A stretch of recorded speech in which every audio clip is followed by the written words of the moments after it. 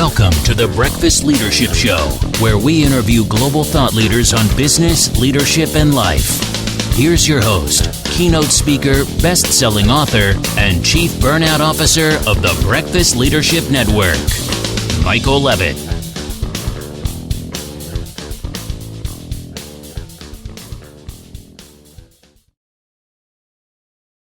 Welcome back. I've got Karl Alomar on the line. Karl, how are you?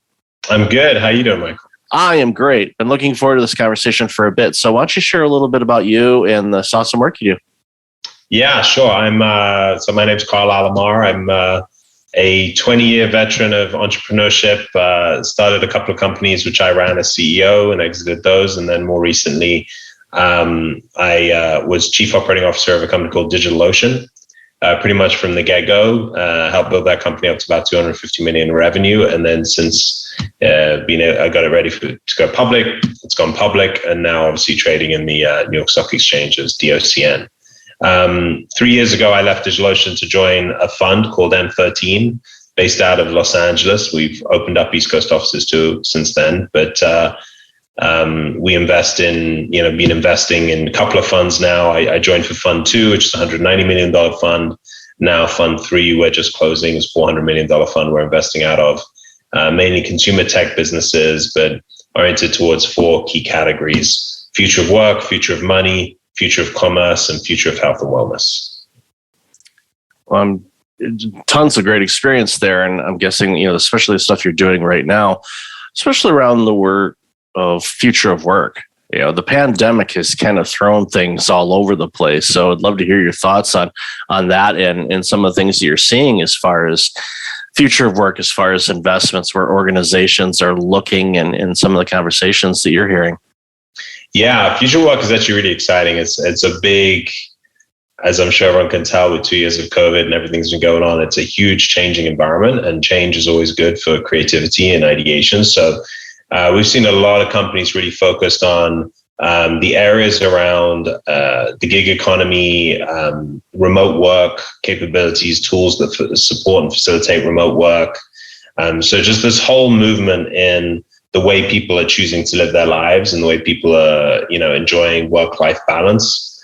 At DigitalOcean, we felt like real pioneers back in, almost 10 years ago now, when we wanted to do a remote first hiring policy where we were focused more on the quality of the candidate than the location of the candidate.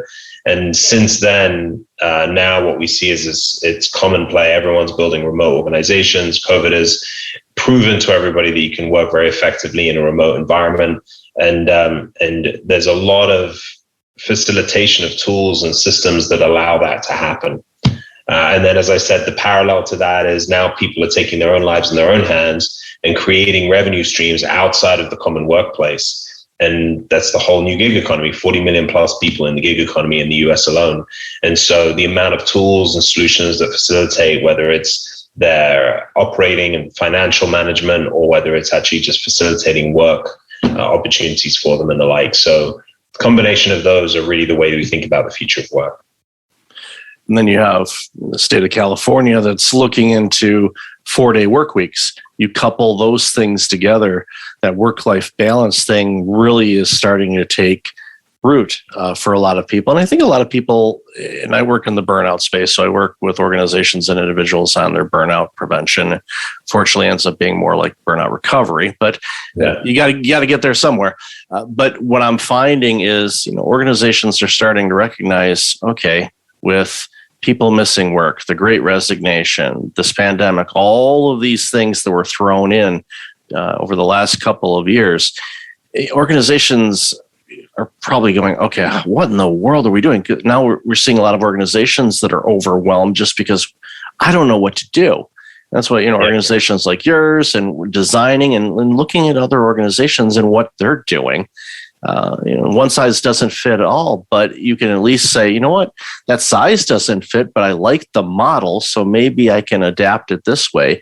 So it makes sense for us to continue to deliver quality products and services to our clientele, but also make sure that we're taking care of our people so we can keep them. Because right now, the gig economy, we're seeing in a lot of industries where people are making enough money for them doing the gigs that they're doing, that they don't have to go back to the restaurants or truck drivers. Because that's the great resignation, right? That's what's scaring everybody, because now they don't have facility to do the things. The companies don't have the facility to hire the people that they want to hire for, because those people are all working independently.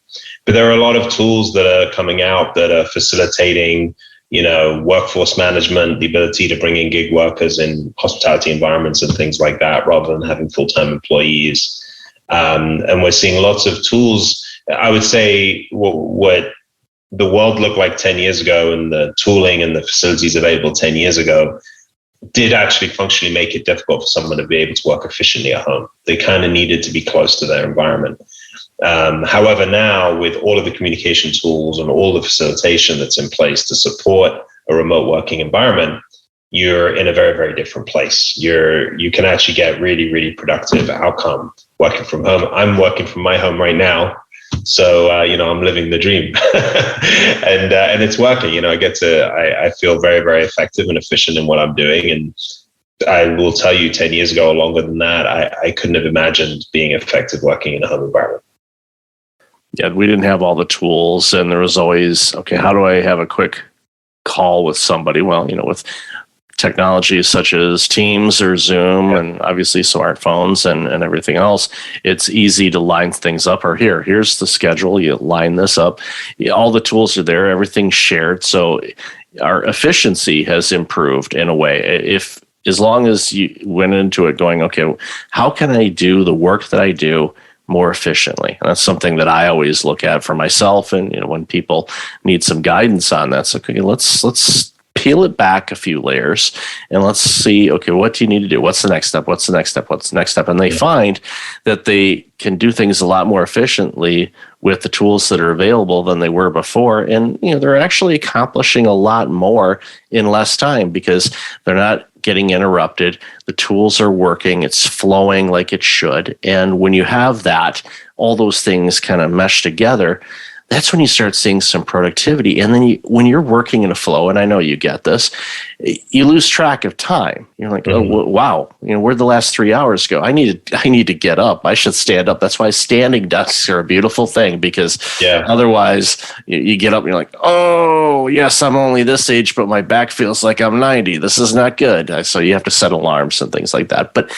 ultimately, again, whenever I encounter some organizations that are, how can I put this nicely, a little bit dated in their thinking.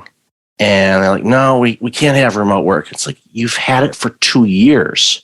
Mm-hmm. Did everything work? Oh, yeah, we're seeing better productivity. And you want to go back to less productivity? Why? And it's... Yeah, but I will argue that not all organizations are built for it. Not all organizations are going to welcome in, all the tools, whether it's Slack for kind of real-time communication, or a lot of more corporate firms will use Microsoft Teams, or whether it's Zoom or some equivalent for video calls and things like that. Not all organizations are set up for that. And so it is legitimate to say that, there are environments where it's difficult to get an effective workday because the infrastructure isn't really in place to support it. And I would argue, I always like to kind of think of the devil's advocate positions on these things. There are certain functions that are much more, in real life and require either they're more manual or physical, or it is, creative in a way that you need to be around a creative team, and it's built around creative brainstorm sessions. And there's some good tools like Miro and stuff that help with those pieces as well, but still, in real life, there is a value there. I think what I find on my personal experience is, working remotely, but then having those come together moments that allow you to really create that brain trust and that brainstorm is the most effective way to make it work. And so I think everybody has to pick their own journey, but it's fair for us to say that the world is moving more towards a remote culture, but some businesses are going to always be behind on that and won't function well, because whether it's leadership or infrastructure or whatever it is that doesn't really understand remote culture, they're not going to be able to be as effective. And all power to them to bring people back into the office and work that way. But it is interesting. speaks to a lot of different types of businesses that we've invested in. We invested in a company called FlexSpace, which is all about creating flexible space for companies to be able to create environments for their teams wherever they are located to come together in a flexible space, rent it by the hour, rent it by the day, kind of really facilitating this workplace, this co-work environment, but in a very flexible way. And so, they're launched in New York and they're beginning to launch in other cities, and they're just aggregating multiple buildings that are all creating these open space environments that allow for, hourly space rental and things like that. And then on the other end of the scale, in terms of work management, we invested in a company called Pinata, which actually was around before COVID and was always focused on this remote task, like gig economy remote task, where you have thousands of people doing marketing activities or whatever they are out in the field, and you have to track them and manage them, and they're working for you for an hour and then they're off. And how do you track all of that and aggregate all that information back into home base? And so Pinata's built an incredible workflow system that solves that problem. And so we're beginning to see people take chunks out of the needs that organizations have to be able to work this way. And in doing so, it just, lubricates the wheels of change and evolution. And hopefully we'll get to a place where, you have a really, really vibrant environment of just people working where and how they need to work to get the job done. That's ultimately the goal, because I use this example a lot. I worked in the supply chain industry several years ago, which is definitely an interesting dynamic right now with what's going on in the world. But I had two people that worked for me, and one I would classify extremely introverted and one very extroverted. So when COVID happened, the very introverted person, of course, was sent home, as was everybody else in the organization I used to be a part of. And my thought was, he's going to love this, because introverts tend to be very reserved. He works in IT, so this is going to be the ideal situation. And the extrovert, who always needs to be around people and all of that, would kind of be frustrated about not being able to go in the office. It was the exact opposite for both of them. The introvert was begging, can we at least go in once a day or once a week and just have quick meetings? And they were able to figure something out to allow that for safety in the early days.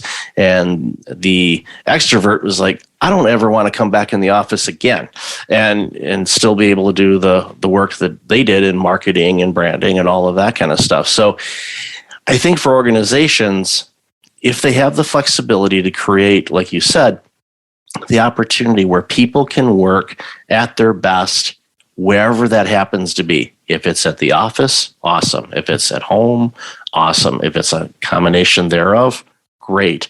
As I told organizations that I'd worked with, especially in the first year of the pandemic, and they're saying, okay, we're establishing our policies of how work's going to look. And I said, make sure you use a pencil when you write these things down. Yeah. Please don't use a Sharpie. You can type it, but make sure you have the ability to edit that document. Keep it in a Word document format and not a PDF, although you can edit those too, but it's easier in a Word doc. So just don't commit. This is new. We're on a boat and we're going to new land, and we've never been on that land before. So don't necessarily overcommit yourself. Say, we're going to do this now. We're going to take a look at it and see and how it goes. And I find the organizations that have been able to adjust accordingly have navigated through this a little bit easier than others. And like you said, the companies that you're investing in now have taken those opportunities that you had mentioned of, okay, where's the pain point? Where's the pressure point that isn't being addressed by anything else right now, or not as well as it could be? Okay, let's focus on just that little part of it so we can make remote work easier for people. And those organizations are going to do really, really well over the next few years to decades for sure. Yeah. You always have to embrace change. I mean, that's, as you said, great businesses always build around the changing environment. We have this whole philosophy where we want to look at kind of consumer behavior and technologies 10 years out and think about, how they're driving behaviors today in those directions. And based upon those directions, make investments where we feel the world is moving. And so these are great examples of how we're seeing that in the workplace.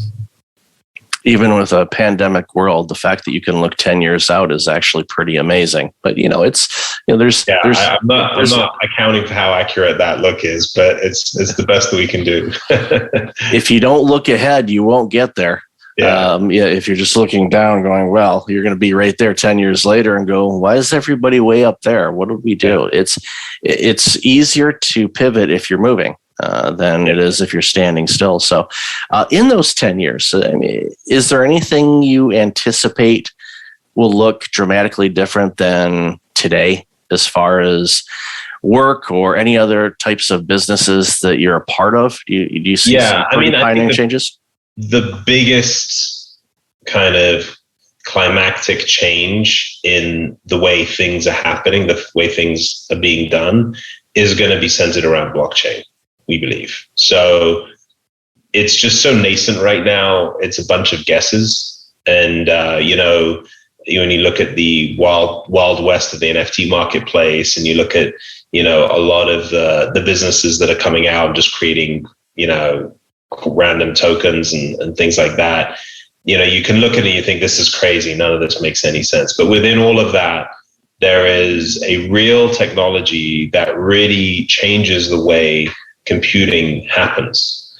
And by changing the way computing happens, it opens up a lot of unique benefits and unique, capabilities that are very democratizing. They're very much about the people, right? Give all the power back to the people, and not have these single corporate entities controlling the decisions and the directions that we all take. And we can look at recent years and look at different stories like, Cambridge Analytica and whatever other stories we can come up with, and illustrate areas where the trust in corporate has been diminished in the common person. And so now this technology comes out and says, hey, why don't we distribute it all? No one controls it. It's an open network. It is controlled purely by the actions of the many, and not by the decisions of the few. And that's layered all on a true technology that is secure, that is unpenetrable, that can actually facilitate that. And so as we think about all of these future theses, these 4 key columns that we think about Web3 or blockchain as a horizontal layer that just sits across all of them.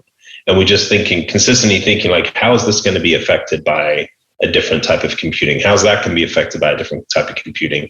Most obvious one up front is currency and asset value and things like that, which you're seeing a lot of. But we're beginning to see a lot more movement around ideas that truly implement smart contracts and how they work, ownership solutions around royalty rights around music and property ownership democratized down to the single unit, and lots of interesting ways that plays out. And so we're currently looking mainly at the infrastructure layer, but we're also beginning to look at the application layer on Web3. But we're trying to identify the tools that are going to ultimately facilitate all of the ideation of the future. So there's one company we invested in called Lightning Labs. Lightning is a open source protocol that sits on top of Bitcoin that allows Bitcoin to transact in real time very inexpensively, whereby historically Bitcoin has been a big lug that costs a lot to exchange on and takes a long time to transact on. So this layer sits on top and creates immediate, inexpensive transactions. Lightning Labs, I think, owns probably 90% of that market share. And so we love them because they're building all the tooling that is going to allow Bitcoin to be used not just as a gold reserve or digital gold reserve, but also as a point of exchange. And that opens up so many opportunities for people if they truly value Bitcoin as a potential future reserve currency, or however you want to look at it, to actually transact and really live day-to-day life on that Bitcoin protocol. So those types of examples, there's a lot of others in different layer one protocols, but just interesting to see how the building blocks of that are really being established now. Whereas as we go forward, we're beginning to see more and more implementations that show how it translates into real life. So that's probably the biggest movement, the biggest change that we're seeing in technology right now.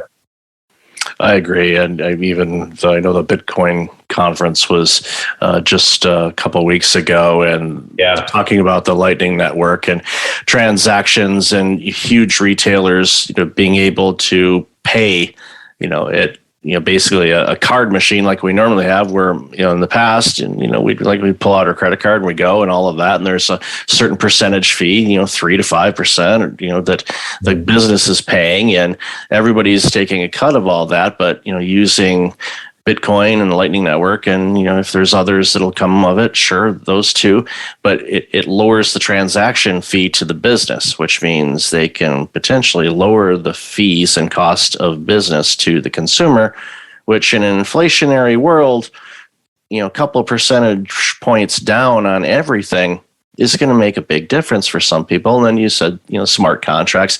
I think about buying houses or cars or things like that. And, you get a mortgage and you got paperwork this thick, and all of a sudden you don't have to provide all of that because everything's on the blockchain about me. All I do is like boop, boop, boop. And it's like, it's done. And it's mind boggling. And I know a lot of people, haven't really wrapped their head around all of this yet. They will eventually, and this is I think such a huge thing that's going to transform so many aspects of life across the planet. And democracy, basically giving access to people that wouldn't have had access to things before. Now they do. And we could spend hours talking about the various things that'll go on that. But I agree with you. I think that's an exciting time. And your organization is really, really wise to be looking into that. You're going to be setting yourself up for success for sure.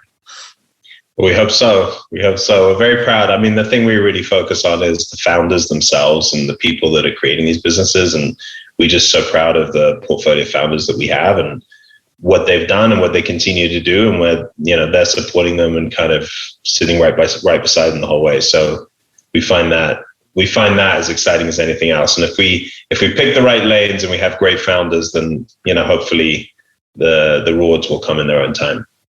Agreed. So loved our conversation. Where can people find out more about you and this awesome work you do? So I'm at M13.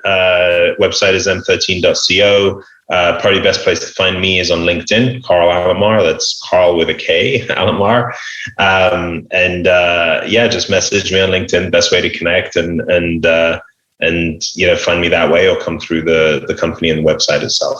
Those are probably the best ones. Awesome, and I'll definitely have that in the show notes. So, Karl, thank you again so much for your time today and for everything you're doing. Thank you so much. Thanks for listening to the Breakfast Leadership Show, part of the Breakfast Leadership Network. Visit breakfastleadership.com for tips on empowering your business and your life.